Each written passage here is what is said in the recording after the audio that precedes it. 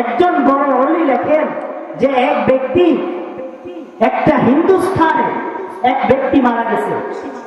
ওই ব্যক্তি মুসলমান ছিল, কিন্তু ওই সমাজের ভিতরে এমন মানুষ ছিল যাদের নামাজ, জানাজার নামাজ পড়াবে, কিভাবে কবরে রাখবে সেই সিস্টেম তারা জানে। তারা কি করে না জানে। এখন ওই ব্যক্তিকে জানাজার ছাড়া রাখতে পারে কেন? মুসলমান শেষে। এখন চিন্তা করতেছে যে এই ব্যক্তিকে কিভাবে আমরা বিদায় দিতে পারি। ওইখানে কিছু মানুষ বলতেছে সামনে একটা বড় রাস্তা রয়েছে, আমরা যাই ওই বড় রাস্তার মধ্যে যাই দেখি এই ব্যক্তির জানাজার পড়ানোর জন্য কোনো মানুষ পাওয়া যায় কি। মুসলমান ভাইয়েরা আমার, হিন্দুস্তান থেকে যখন ওই ব্যক্তিকে নিয়ে বড় রাস্তার পাশে নিয়ে গেলেন, নিয়ে যাওয়ার পর কবরস্থানের সামনে ওই ব্যক্তির খাটিয়াটা রেখে তিনি চিন্তা করতেছেন, দেখতেছেন কোনো মানুষ পাওয়া যায় কিনা এই ব্যক্তিকে জানাজার দিয়ে খোয়ার জন্য। যখন ওই ব্যক্তিকে জানাজার দিয়ে খোয়ার জন্য লোক খুঁজতেছেন, অনেক সময় হয়ে গেছে। সময় হওয়ার পর দেখতেছেন এক ব্যক্তি ভারী সাইকেলে করে, তার সুন্দর তারি, মাথার মধ্যে টুপি, গায়ের মধ্যে পাঞ্জাবি, সেই ব্যক্তি এসে ওই লাশের সামনে দাঁড়ায় গেলেন। লাশের সামনে দাঁড়ানোর পর এলাকার মানুষ তাদেরকে বলতেছেন, ও ভাই, আপনি যদি একে একটু জানাজার না দিয়ে যান তাহলে তাকে জানাজার দেওয়া ছাড়া হইতে হবে। ওই ব্যক্তিকে অনুরোধ করার পর ওই ব্যক্তি বলতেছেন, আমি তো সরকারি চাকরি করি, আমার সময় এমনিতেই বেশি হয়ে গেছে, কিন্তু আমি যদি এখন তাকে জানাজার দিতে যাই তাহলে আমার অনেক সময় লাগবে। এই কথা বলার পর যখন এলাকার মানুষ সবাই তাকে চলে ধরলো, ধরার সঙ্গে সঙ্গে সে বলল, আচ্ছা ঠিক আছে, আমি আপনাদের এই ব্যক্তির জানাজার দিয়ে যাব। আমাদের সমাজের ভিতরে যদি মসজিদ না থাকে, মাদ্রাসা যদি না থাকে, তাহলে এই অবস্থা হবে কি হবে না বলেন? কির জন্য হবে?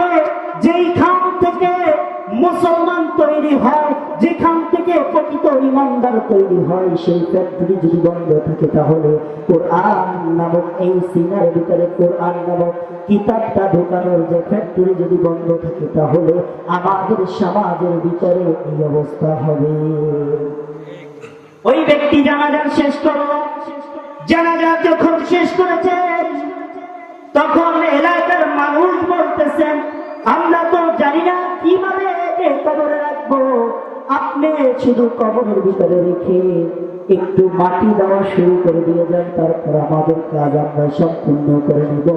ওই ব্যক্তি বলতেছেন, আচ্ছা ঠিক আছে। যখন ওই ব্যক্তি ধরে কবরের ভিতরে তাকে রাখলো, রাখার পর মাটি দিয়ে যখন তার চাকরির গন্তব্যস্থানে চলে গেল, চাকরির গন্তব্যস্থানে গিয়ে দেখি তার যে আসবাবপত্র রয়েছে, যে ডালিগুলো কাঠ রয়েছে, ওই কাগজগুলো সব কোথায় জানি পড়ে গিয়েছে। ওই ব্যক্তি চিন্তা করতেছেন, আমি ইহসান করার জন্য তাকে জানাজার দিলাম, কবরে রাখলাম, কোথায় আমার কাগজ হারিয়ে গেল? আমি তো অফিসের ভিতরে কাগজ ছাড়া প্রবেশ করতে পারবো না। ওই ব্যক্তি খুঁজতে খুঁজতে এক পর্যায়ে কবরের কাছে চলে গেলেন। কবরের কাছে যাওয়ার পর যখন ওই কবরে যাকে রাখছেন তার বাড়ি পর্যন্ত খুঁজতে খুঁজতে লোকদের কাছে চলে গেলেন। ওই লোকদেরকে ডেকে এনে বললেন, আপনারা যদি আমাকে অনুমতি দেন তাহলে আমি কবর খনন করে আমার স্পেশাল যে কাগজগুলো রয়েছে সেই কাগজগুলো উঠাবো। মাত্র 40 মিনিট হয়েছে, তাকে দাফন করা হয়েছে। এলাকার মানুষ বলতেছে, সমস্যা নাই, শরীয়তের মাসলার ভিতরে যদি কোনো সমস্যা না হয় আমরা আপনার সঙ্গে থাকবো, আপনারা যে কবরটা খনন করে দেন আমি আমার কাগজগুলো খনন করব। মুসলমান ভাইরা দেখেন, চোখ থেকে একটু পানি ফলাইতে পারেন কিনা? আমার আল্লাহকে রাজি খুশি করার জন্য একটু চোখের পানি ফেলানো যায় কিনা? ওই ব্যক্তি যখন কবরের কাছে চলে গেলেন, কবরের কাছে যাওয়ার পর কবরকে খনন করলেন। খনন করে যখন বাঁশ সরালো, বাঁশ সরানোর পরে এত সুন্দর মিষ্টি আম্বরের ঘেরান পাইতেছেন, পৃথিবীর কোন ঘেরানের সঙ্গে মিলে না। ওই ব্যক্তি আশ্চর্য হয়ে গেলেন। মাত্র 40 মিনিট আগে তাকে কবরের ভিতরে রাখলাম, যেই মাটির কবরের ভিতরে রাখছি কি আমল করার জন্য সেই ব্যক্তির এত সুন্দর কবরের ভিতর থেকে ঘেরান আসতেছে।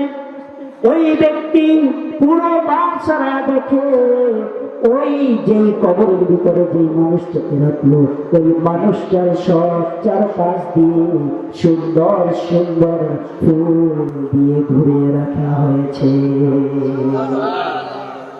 তার আসবাবপত্র কাগজটা টেনে উঠে নিয়ে আসলো। নিয়ে আসার পর কবরটা আবার আগের মতন দিয়ে কবরটা আটকিয়ে দিল। আটকিয়ে দেওয়ার পরে খুঁজতে সে চাকরির কথা ভুলে গিয়েছে। চাকরির কথা ভুলে গিয়ে সে এখন চিন্তা করতেছে এই লোকটাকে কিসের জন্য আল্লাহ তাআলা এত সম্মান দিয়েছেন, এত মর্যাদা দিয়েছেন। আমি জানবো এবং এই আমল করার চিন্তা করব। এই এলাকার মানুষদেরকে কাছে জিজ্ঞাসা করলেন, আমার এই যে ব্যক্তিকে আমি কবরের ভিতরে রাখলাম, ওই ব্যক্তির বাড়িতে কে রয়েছে, কে কে আছে? যখন বাড়ি পর্যন্ত পৌঁছেছেন দেখে তার একটা মেয়ে, শুধুমাত্র একটা মেয়ে রয়েছে, আর কেউ নেই। মেয়ের কাছে জিজ্ঞাসা করলেন, তোমার বাবা কি এমন আমল করে কবরে রাখার 40 মিনিট পরে এত সুন্দর সুঘ্রাণ, এত সুন্দর ফুলের ভিতরে আল্লাহ তাআলা রেখেছেন, কি এমন আমল করে? ওই মেয়ে বলতেছেন, আমার বাবা ছিল সামান্য একজন কৃষক। আমার বাবা এমন কোন আমল জানতেন না, করতেন না, কিন্তু আমার জানা মতে আমার বাবা এমন একটি আমল করত। বাবাকে দেখতাম কৃষি কাজ শেষ করে কোদাল খন্তা ধুয়ে তারপরে সুন্দরভাবে উজু করে আলমারির উপরে কি যেন একটা পেঁচানো রয়েছে, ওইটা দায়ী করতো আর লাইটের বলতো ইয়ে সস্তা হয়, ইয়ে ভি সস্তা হয়। এই ভিতরে যা লেখা সব সত্য, আমি হতবাগা এই চোখ দিয়ে করতে পারি না। ওই ব্যক্তি জিজ্ঞাসা করলেন, আমাকে ওই বাক্সর কাছে নিয়ে যাও, কি এমন আমল করার কারণে তার দাম আল্লাহ তাআলা এত দিয়েছে? ওই ব্যক্তি কিতাবটা হাতে নিয়ে যখন কেনাটা খুললেন, খোলার সঙ্গে সঙ্গে ভিতর থেকে দেখে আলিফ লাম মিম যালিকাল কিতাবু লা